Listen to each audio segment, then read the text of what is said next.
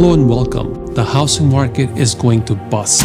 The feds have raised the interest rates again, making it very hard to afford a house even if you make $100,000. This rate hike is bad news for buyers like us. There are 142 million residential houses in this country, yet it's still hard to afford one. Isn't that insane? And I know you're wondering, how would I ever buy a house if this keeps up? Well, I have spent 20 hours of research trying to figure out what the heck is going on with this housing market. Today we'll discuss where the housing market is headed for buyers like yourself, and I have some specific tips on how to weather this storm. So make sure to watch till the end because I have a lot of data to share with you. Folks, as it is, more and more Americans are forced to renting versus buying. And with these rate hikes, the prices are not coming down. And that is a big problem. And they will not come down unless something big happens. And I'll talk about it towards the end. So today we're going to unpack housing, consumer confidence, inventory, demand, supply, affordability, and many other things. And oh, by the way, if you want to learn more about what Fed said in their meeting, please check out the link for my video where I did a detailed analysis of what they really meant.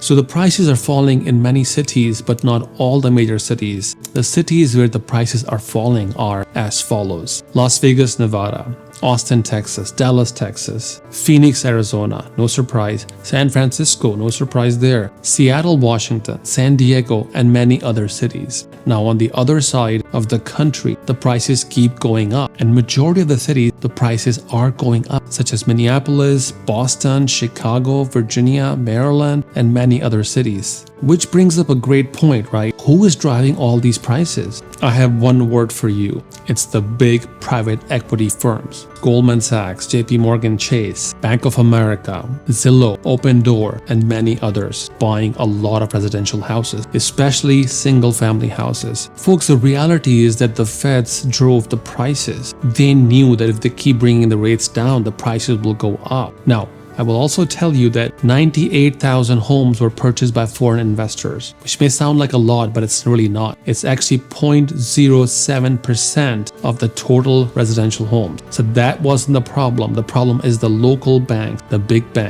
equity firms. So the current supply is almost half of what it was in 2019, which is the pre-pandemic time. That means the inventory is significantly low in most parts of the country. I'm not talking about Austin, Texas. I have data to show you. And rightfully so, because more than 80% of the population are sitting on a mortgage that is 5% or less. So why would they sell? And where would they go? So I know you're asking yourself this question at this point: when will the prices come down? Let's look at this Time magazine article, which is very interesting. This article even lists the cities where there's a shortage of supply versus demand. And these cities are Buffalo, New York; Hartford, Connecticut; Richmond, Virginia; Boston, Massachusetts; Greensboro, North Carolina, and many other cities. And not only that, the new listings have fallen below 15%. So the big question is, what will happen to the sales in 2023? Well, the consumer confidence right now is very, very low, but there's still about 18% people who are looking for new homes. And that is around 59 million people who are still looking for houses in this market. So where are these people moving to?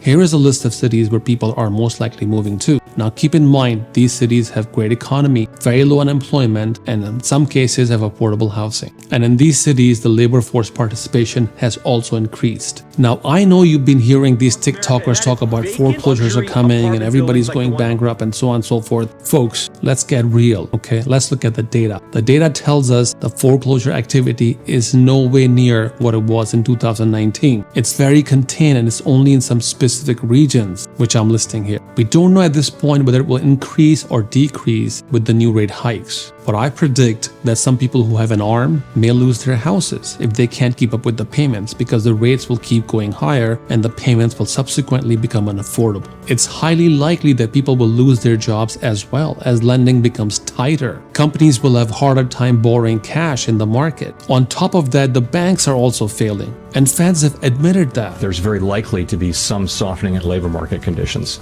But the true indicator where the market is going, folks, will most likely be in the winter season. Right now, it's summer, it's hot, people are buying houses, people are moving. Summer and spring are the highest sales months, but we'll see how the sales trickle down or trickle up in the subsequent months to come. So let's look at the affordability, right? Affordability is becoming a huge problem, folks. And I'm going to give you some numbers here so you can see how hard it is to afford a house these days because the interest rates are over 7%. So let's say if you make $100,000 and you want to buy a $400,000 house, your monthly payments would be around $2,800 or $900 a month. That is 33% of your take-home pay, folks. So that means you can barely afford a $400,000 house, which is below the median average price of the single-family houses in this country right now. And that tells you that most people and growing families can't even afford a single-family house. Now, you may have also heard from these TikTokers that how rents are decreasing, properties are vacant and empty, and so on and so forth. But again, let's cut the noise. Let's look at the data, folks. And the data tells us that the rents are actually increasing overall. The rents year to year from last year has decreased in many cities. However, the overall rent is at least 2.4% higher than last year. Cities like Miami, Orlando,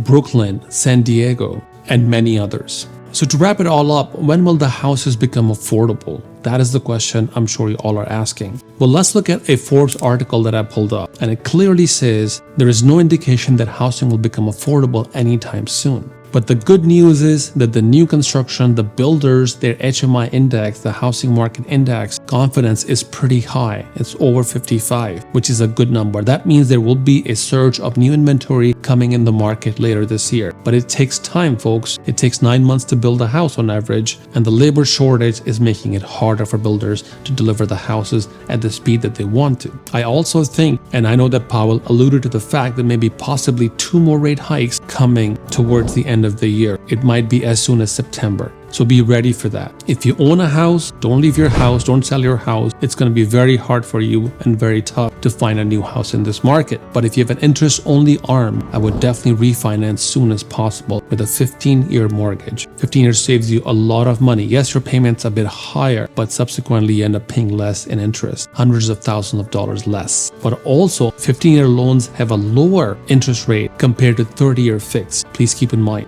Now, the Fed's priority is not housing, folks.